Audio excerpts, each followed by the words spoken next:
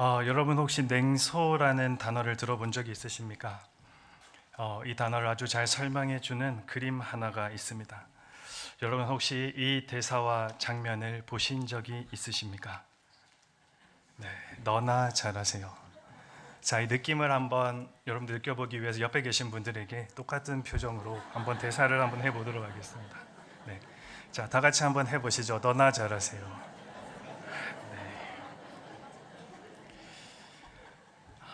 이 장면은 영화 친절한 금자씨에서 이 주인공 금자가 억울한 감옥 생활을 마치고 추록하던 날 다시는 죄짓지 말라며 자신에게 두부를 건네던 그 전도사에게 그 두부를 다시 내팽겨치면서 던졌던 한마디입니다.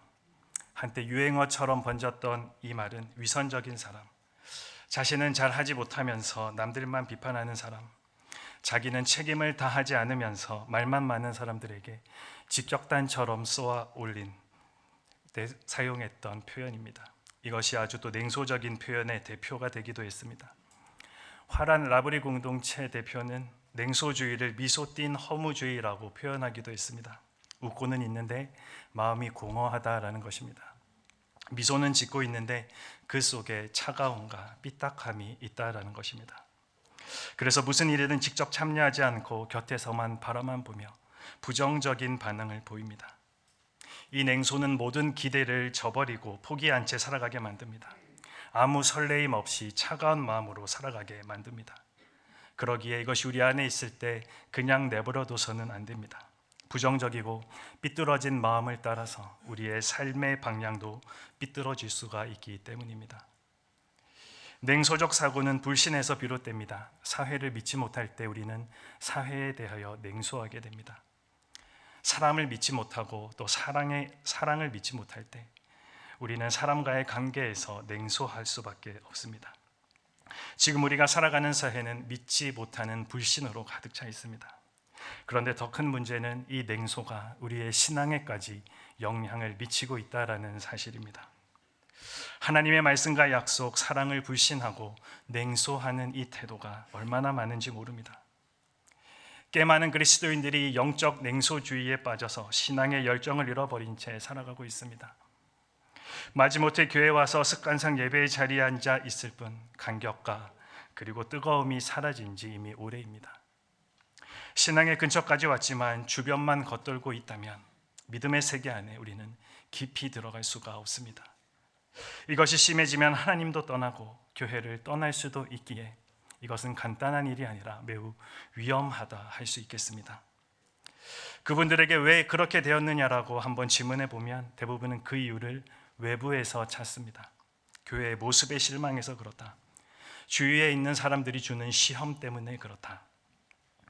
실제로 교회들이 세속화되어 가고 있는 것이 사실이기에 이에 대해 그 누구도 아니다라고 자신 있게 말할 수 없습니다. 또 교회 안에서 상처받는 일들이, 사람으로 인해서 상처받는 일들이 참 많이 일어나고 있기에 이것 또한 아니라고 자신 있게 말할 수 없습니다. 그러나 영적 냉소주의의 가장 근본적인 이유는 다른 무엇이 아닌 바로 자신과 하나님과의 관계에 있습니다. 우리가 하나님을 바로 알고 그분의 사랑을 제대로 안다면 결코 이 냉소주의에 넘어갈 수가 없습니다. 하나님과의 관계에 문제가 생겼기 때문에 냉소하게 되는 것입니다. 오늘 말씀이 그 사실을 우리들에게 분명하게 보여주고 있습니다. 말라기 선지자가 살던 이스라엘 백성들이 영적 냉소주의에 빠져 있습니다. 그런 이스라엘을 향해 하나님께서 하시는 말씀이 무엇입니까? 1절 말씀입니다. 경고한다. 경고하신 말씀이다. 고대 사회에서 경고는 심판의 선포를 뜻했습니다. 선지자가 전달하는 하나님의 경고는 심판의 예고편과도 같은 것이었습니다. 이렇게 하나님께서 경고의 말씀을 하고 있다는 것은 이스라엘이 잘못된 길로 가고 있다는 것을 의미하고 있습니다. 어떻게 하다가 이스라엘이 이러한 지경에까지 처하게 되었습니까? 말라기는 구약 성경의 마지막 책입니다. 메시아가 오시기 전 하나님이 남겨주신 마지막 예언으로서 BC 420년 무렵에 기록되었습니다. 이때는 스룹바벨이 세운 성전이 완공되고 약 100여 년의 시간이 흐르는 시점이었습니다. 이스라엘 백성이 바벨론 포로로 잡혔다가 자신의 나라로 다시 돌아왔을 때 고향 땅은 폐허가 되어 있었습니다. 기근이 찾아와서 먹을 음식도 없고 생존조차도 제대로 할 수 없는 상황 가운데 그들이 놓여 있었습니다. 그런데 하나님은 스룹바벨에게 나타나셔서 성전을 지으라 말씀하십니다. 그리고 백성들이 이 일에 주춤해 보이는 듯하다 학개와 스가랴 선지자를 보내셔서 비전을 선포하셨습니다. 어떤 비전입니까? 지금은 고통 가운데 있지만 성전을 짓고 나면 하나님의 영광이 다시 찾아온다. 예루살렘이 회복되고 이스라엘이 온 나라의 중심이 되어 옛 영광을 다시 회복할 수 있을 것이다. 그러자 백성들이 선지자들의 예언의 말씀과 그 약속의 말씀을 믿고 성전 건축에 다시 힘을 쏟기 시작합니다. 자신들은 제대로 먹지도 못하면서 성전 건축을 위해 헌금을 드리기 시작했습니다. 그렇게 점점 지어져 가던 성전이 완성되었습니다. 그렇다면 여러분, 이제 하나님께서 약속하신 대로 번영이 찾아와야 하지 않겠습니까? 그러나 10년, 20년 더 기다렸는데도 그들에게는 아무 일도 일어나지가 않습니다. 심지어 100년의 세월이 흘렀는데도 이스라엘의 백성들의 삶은 여전히 어렵고 주위의 새로운 적들의 압박은 계속해서 심해지고 있는 상황이었습니다. 미래를 향한 소망과 희망은 더 이상 보이지 않고 이제는 기대감까지도 접어야 하니 여러분, 얼마나 어려운 상황이 되었겠습니까? 그런 상황 가운데서 하나님 믿어봐야 소용없다라고 느끼는 것, 어떻게 보면 당연한 일 아니겠습니까? 말씀에 순종했는데도 아무런 영광이 오지 않는다면 믿음은 그야말로 시간 낭비에 불과하고 아무 의미 없는 것이라는 결론에 이르는 것, 당연한 일 아니겠습니까? 이런 불신들이 말라기 시대 이스라엘 백성들의 마음속에 차곡차곡 쌓이게 되었습니다. 그래서 하나님이 사랑을 표현함에도 그들은 차가움과 삐딱함으로 반응을 했던 것입니다. 오늘 2절 말씀을 다시 보겠습니다. 내가 너를 사랑했다. 우리를 어떻게 사랑하셨습니까?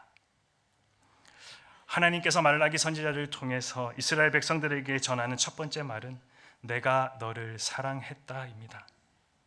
번역은 완료형으로 되어 있지만 원래 뜻은 완료형이 아닙니다. 내가 사랑했고 지금도 사랑한다입니다. 이 말은 참으로 의미심장하며 감동적인 선언이라 말할 수 있습니다. 사실 하나님은 다른 것에 근거해서 그들과의 관계가 깨어진 것, 그리고 이 모든 것의 시작을 초래했던 그분의 백성들의 어그러진 삶에 대해서 지적하거나 책망하실 수도 있으셨습니다. 그러나 하나님은 다른 모든 것에 앞서 자신의 사랑에 근거해 그들에게 다시금 호소하고 있습니다. 이 사랑은 단순히 감정적인 차원의 사랑이 아닙니다. 모세를 통해 이스라엘과 맺은 언약의 바탕을 둔 사랑입니다. 그 언약을 바탕으로 이스라엘이 어떠한 상황에 있든 그들에 대한 사랑을 지속적으로 하나님께서는 보여주셨던 것입니다. 그런데 이러한 감동이 얼마 가지 않아 금방 사라지고 맙니다. 유진 피터슨의 메시지 성경으로 같은 구절을 다시 한번 제가 읽어보겠습니다. 하나님께서 말씀하셨다. 내가 너희를 사랑한다. 너희가 대답했다. 정말 그렇습니까? 주께서 어떻게 저희를 사랑하셨는데요? 내가 너희를 사랑한다라고 하시는 하나님의 그 말씀에 대답하는 이스라엘 백성들의 반응이 여러분 충격적입니다. 어떻게 저희를 사랑하셨는데요? 이것은 어떠한 방식으로 자신들을 사랑하셨는지 그 구체적인 방법을 묻는 질문이 아닙니다. 하나님께서 자신을 사랑하셨다고 하는 그 근거가 어디 있는지를 따져 묻는 아주 도발적인 질문인 것입니다. 요즘식으로 바꿔 표현해 보면 내가 교회 나오기 전이나 또 교회 다니고 난 이후나 달라진 게 하나도 없습니다.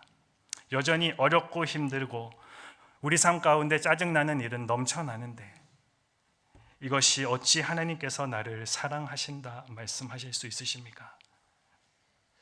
이 질문 속에 하나님을 향한 이스라엘 백성들 그리고 저와 여러분의 마음이 묻어나오고 있지 않습니까? 하나님을 믿을 수 없다는 그 반응, 하나님에 대한 존경과 경외심을 찾아볼 수가 없습니다. 신앙생활하면서 하나님과 교회에 실망감을 느껴보지 않으신 분은 아마 없으실 것입니다. 하지만 우리는 그것을 넘겨야 하고 넘어서야 합니다. 내 뜻대로 이루어지지 않는 삶의 현실 때문에 하나님의 말씀을 냉소하고 불신하는 한 하나님이 원하시는 신앙의 깊은 체험을 할 수가 없기 때문입니다. 부정적이고 불만에 가득 찬 마음으로는 하나님의 영광에 합당한 삶을 살지 못한 채 시간을 낭비할 가능성이 크기 때문입니다. 그러기에 우리는 이것을 넘어서야 합니다. 그리고 이것을 넘어서기 위해서 우리는 하나님의 사랑에 대해 다시 한번 제대로 기억해야 합니다. 오늘 말씀은 불평과 불만 가운데 하나님께서 정말 나를 사랑하실까? 하나님이 나를 사랑하고 계실까? 냉소하고 있는 이스라엘 백성들에게 그 하나님의 사랑이 어떻게 임하고 있는지를 잘 보여주고 있습니다. 세 가지 측면에서 나타나는 하나님의 사랑을 한번 살펴보겠습니다. 먼저 하나님의 사랑을 확신하라입니다. 우리가 신앙생활에서 겪는 문제의 대부분은 결국 사랑에 확신이 없어서 일어나는 문제들입니다. 하나님의 사랑에 내가 자신이 없기 때문입니다. 하나님의 사랑을 확신하지 못한다면 우리는 결코 문제들을 뛰어넘을 수가 없습니다. 하나님은 자신의 사랑의 표현을 듣고 정말 그랬느냐라고 되묻고 있는 이스라엘 백성들에게 내가 어떻게 너희를 사랑했느냐 하면 이라고 말씀을 시작하면서 어떤 주제 하나를 꺼내어 말씀하십니다. 그것이 무엇입니까? 2절과 3절에 기록되어 있습니다. 야곱은 사랑했고 에서는 미워했다. 하나님이 에서와 야곱의 이야기를 꺼내십니다. 에서와 야곱의 이야기를 꺼내시는 이유가 무엇입니까? 이것을 통해 하나님의 사랑의 본질을 우리들에게 알려주시기 위함입니다. 쌍둥이였던 에서와 야곱은 태어나는 순간부터 경쟁을 벌였고 간발의 차이로 에서가 형이 되었습니다. 하지만 하나님은 에서가 아닌 동생 야곱을 사랑하신다 말씀하십니다. 여러분, 너무 이상하지 않습니까? 쌍둥이가 태어나서 말도 좀 하고 행동하는 것을 보고 난 이후에 어느 하나를 더 사랑하게 됐다라면 우리는 쉽게 이해가 됩니다. 그런데 하나님은 이들이 태어나기도 전에 어머니 뱃속에 있을 때 이미 야곱을 택하시고 사랑하셨다 말씀하십니다. 이것은 하나님의 사랑의 무조건적인 면을 설명해 주고 있습니다. 그렇습니다. 하나님은 우리가 뭔가를 했기 때문에 사랑하시는 것이 아닙니다. 우리를 평가하셔서 그 점수를 보고 사랑하시기로 결심하신 것이 아닙니다. 내가 어떤 일을 했든 어떤 행동을 했든 하나님은 아무 조건 없이 우리를 택하시고 사랑해 주셨습니다. 지금 이스라엘이 이 사실을 깨닫지 못하면 결코 그들은 하나님께 다시 돌아올 수가 없습니다. 하나님이 이스라엘을 택하시고 사랑하신 것도 다른 민족에 비해 뭔가 뛰어났거나 잘했기 때문이 아니라 하나님께서 일방적으로 조건 없이 선택하셨던 결과이기 때문입니다. 여러분, 이것이 하나님 사랑의 본질입니다. 우리 가운데 정말 잘나서 하나님의 자녀가 된 사람이 어디에 있습니까? 무언가 남들보다 뛰어나게 잘해서 하나님의 자녀가 된 사람이 어디에 있습니까? 요한일서 4장 10절입니다. 사랑은 여기 있으니 우리가 하나님을 사랑한 것이 아니요. 그 다음 말씀이 어떻게 기록되어 있습니까? 하나님이 우리를 사랑하사. 이 일을 하나님이 먼저 시작하셨다라는 것입니다. 그리고 우리가 잘 알고 있는 로마서 5장 8절 말씀에 우리가 아직 죄인 되었을 때에 그리스도께서 우리를 위하여 십자가에 죽으심으로 하나님께서 우리에 대한 자기의 사랑을 확증하셨느니라. 하나님이 우리에게 먼저 다가와 주셨다라는 사실입니다. 우리가 하나님의 사랑과 은혜를 받을 자격이 전혀 되지 않았을 때 그렇게 하셨다 말씀하십니다. 저와 여러분의 모습을 한번 돌아보기를 원합니다. 우리가 그런 사랑을 정말 받을 만한 자격이 있는가? 그럼에도 불구하고 하나님은 어떻게 우리를 그렇게 사랑하실 수 있으신가?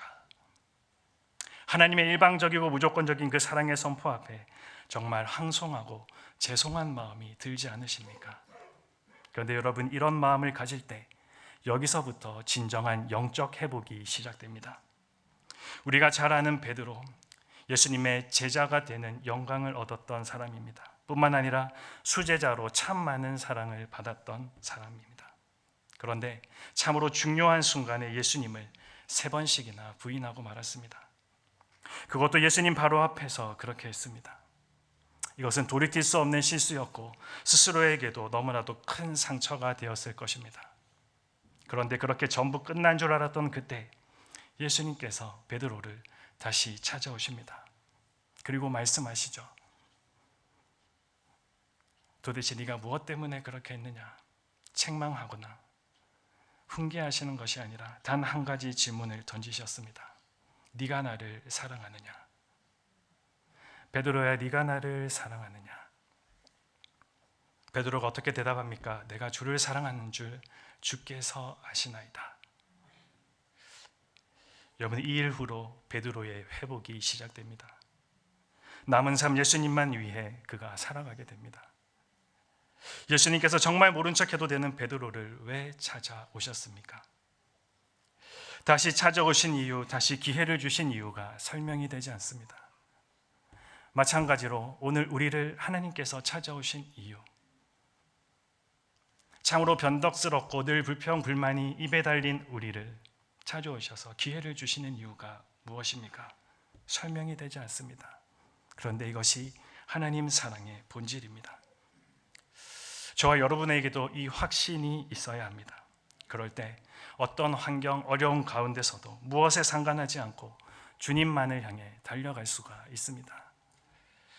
다음으로 하나님의 사랑을 경험하라입니다. 하나님의 사랑의 본질을 이해할 뿐만 아니라 그 사랑의 실제를 우리는 직접 경험해야 합니다. 하나님의 사랑은 글로 적혀 있는 그 사랑으로 끝나는 것이 아닙니다. 추상적이지 않습니다. 아주 생생한 리얼입니다. 우리 삶의 현실 속에 실제로 행해 주시는 사랑이기 때문에 그렇습니다.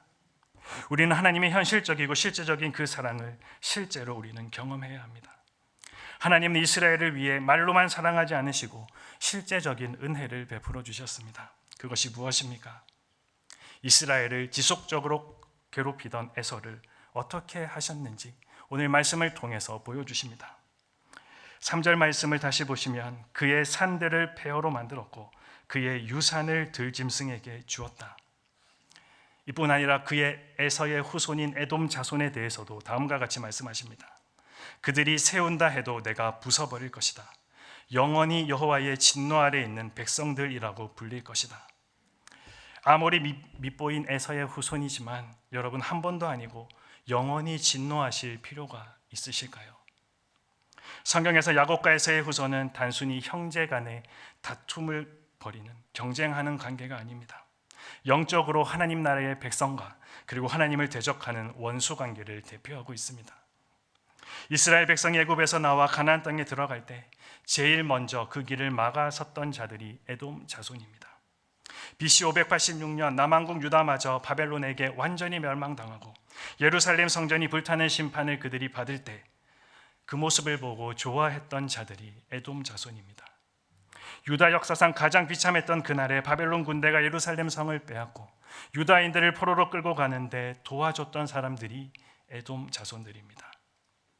여러분, 이런 일들이 단순히 우연히 일어난 일이라고 생각하십니까? 에돔이 하나님의 백성을 대적하고 괴롭히기 때문에 하나님은 때가 되면 에돔을 멸망시키겠다라고 약속하십니다. 지금 이스라엘을 괴롭히는 에돔은 결국 하나님의 손에 심판을 당하게 되고 말 것이라고 확증하고 계시는 말씀입니다. 여러분, 이것이 하나님의 사랑을 경험하고 있는 모습입니다. 하나님은 멀리 계시지 않고 우리의 현실 안에 우리의 실제적인 문제들을 돌보시고 도우시고 보호해 주신다라는 사실입니다. 심지어는 우리의 원수까지도 갚아주시겠다 말씀하십니다. 이뿐 아니라 모든 일들을 합력하여 선이 되게 하시는 분이 바로 하나님이십니다. 유정옥 사모님이 계십니다. 울고 있는 사람과 함께 울 수 있어서 행복하다라는 책을 시작으로 참 많은 책들을 쓰신 사모님이십니다. 그 사모님의 책에 자신의 아들 이야기가 여러 번 등장하는데 그 중에 한 일화를 소개합니다. 아들이 군대를 갔는데 참 악질의 고참을 만났다라고 합니다. 아침마다 밥 먹기 전에 완전 군장을 시키고 연병장을 한 바퀴씩 돌게 시켰답니다. 보통 사람들이 밥을 먹지 않고 아침에 일어나서 한 바퀴 돌아도 숨이 차고 힘든데 사모님의 아들은 어렸을 때부터 천식을 앓고 있었으니 얼마나 더 힘이 들었겠습니까? 그런데 이 사실을 나중에 휴가 나온 아들이 말해주어서 알게 되었다라고 합니다. 잘만 지내고 있는 줄 알았던 아들이 이런 이야기를 하니 엄마의 마음이 얼마나 아팠겠습니까? 소중하게 키운 자식이 그런 일을 당하고 있다니 속이 많이 상했을 것입니다. 그런데 이 엄마가, 이 사모님이 아들에게 이렇게 부탁했다고 합니다. 아들아, 무슨 일을 당해도 절대로 감정적으로 대하지 말고 또 하나님 믿지. 하나님을 믿는 그 믿음으로, 하나님을 사랑하는 그 사랑으로 순종해라. 그리고 엄마는 너를 위해 그 시간에 일어나 기도하겠다. 그렇게 아들을 다시 군대로 보내고 2주 후에 편지를 받게 되었습니다. 편지의 내용은 그동안 하루도 쉬지 않고 그렇게 뛰었더니 거짓말같이 천식이 다 없어졌다라는 것입니다. 그런데 이 아들은 울면서 연병장을 돌았다고 합니다. 하나님의 은혜가 너무나 감사했기 때문입니다. 그리고 자신을 괴롭히던 그 고참을 찾아가서 고맙다고 격려를 했다고 합니다. 지금까지 앓고 있던 천식을 당신이 고쳐줬다고, 그래서 너무 감사하다고 그에게 이야기했다고 합니다. 여러분, 그 고참이 얼마나 무안했겠습니까?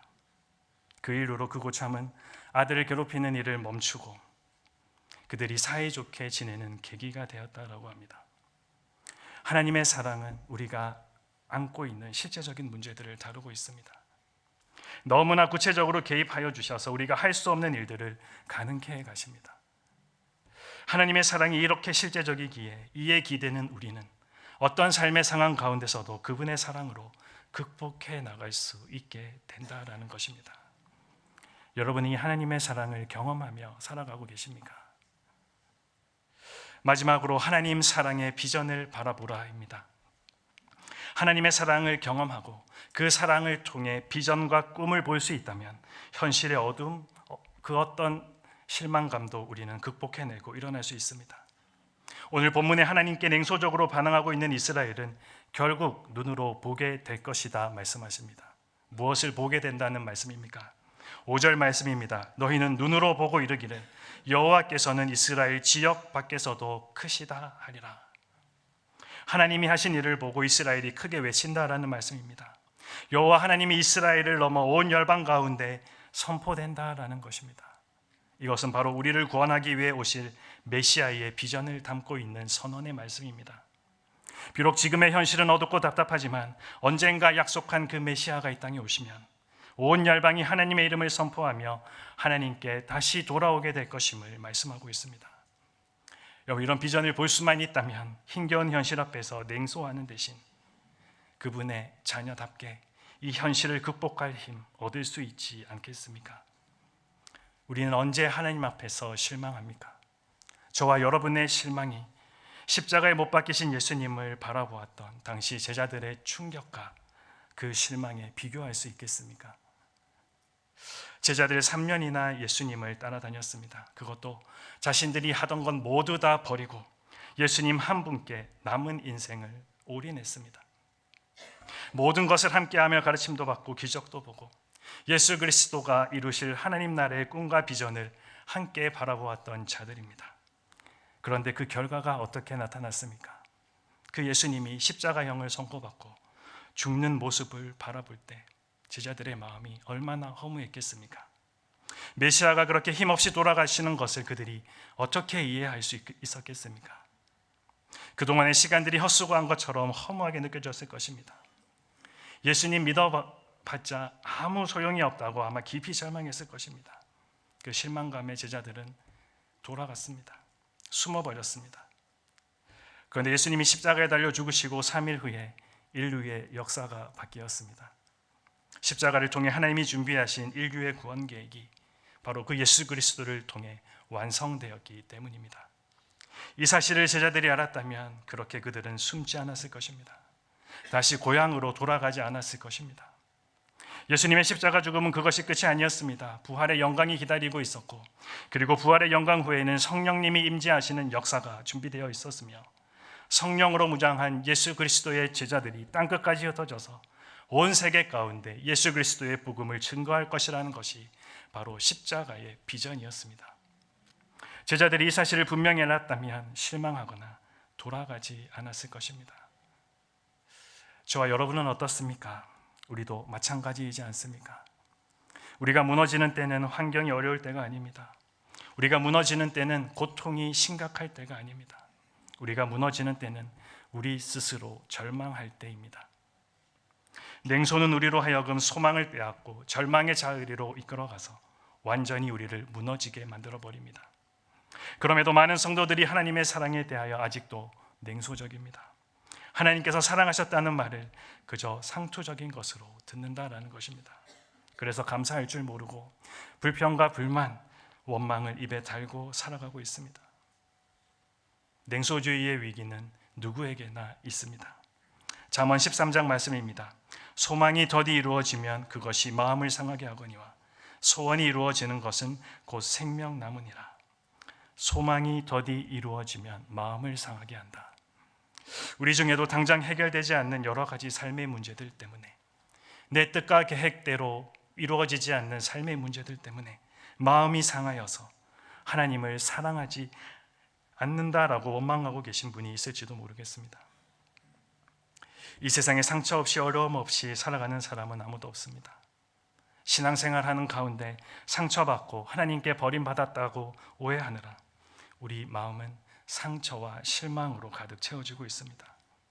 그래서 우리의 마음이 굳어지고 부정적으로 변해가고 있습니다.